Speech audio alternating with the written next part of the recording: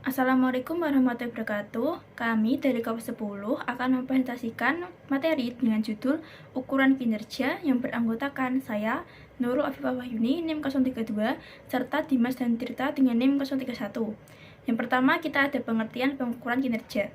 Pengukuran kinerja adalah tindakan pengukuran yang dilakukan terhadap berbagai aktivitas dalam rantai nilai yang ada pada perusahaan.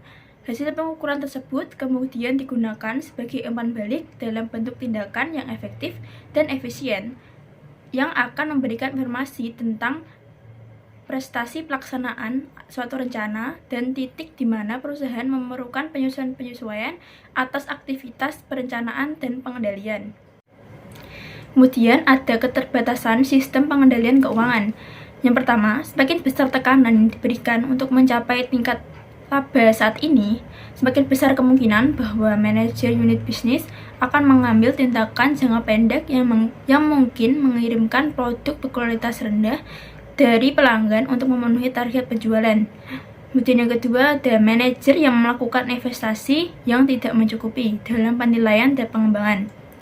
Yang ketiga, ada menggunakan laba jangka pendek sebagai satu-satunya tujuan dapat mendistorsi komunikasi antara manajer unit bisnis dengan manajer senior.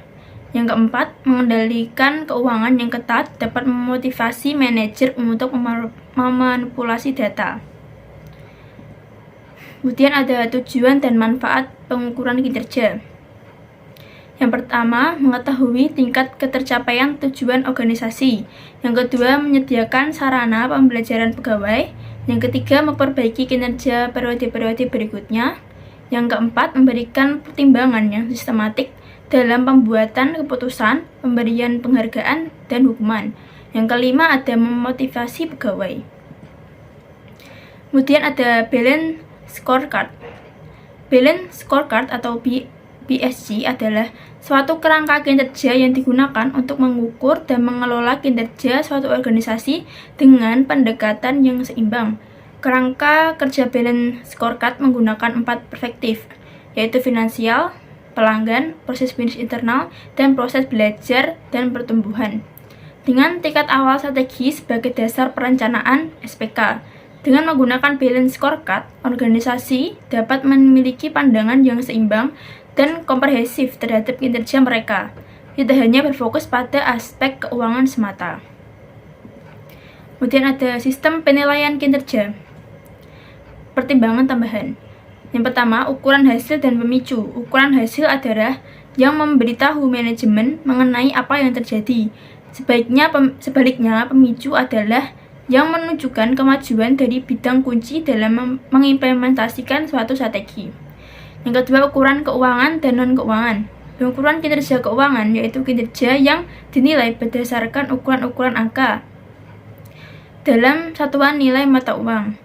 Sedangkan pengukuran non-keuangan lebih mengarah pada kinerja suatu proses kegiatan yang sedang berlangsung.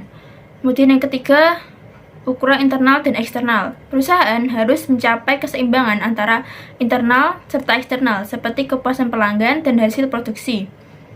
Yang keempat, ada pengukuran memicu perubahan. Kemampuan untuk mengukur hasil dan memicu sedemikian rupa sehingga menyebabkan organisasi bertindak sesuai dengan strateginya.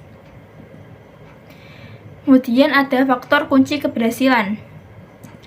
Variabel kunci yang berfokus pada pelanggan, yaitu pesanan tertunda, pangsa pasar, pesanan dari pelanggan kunci, kepuasan pelanggan, retensi pelanggan, dan loyalitas pelanggan.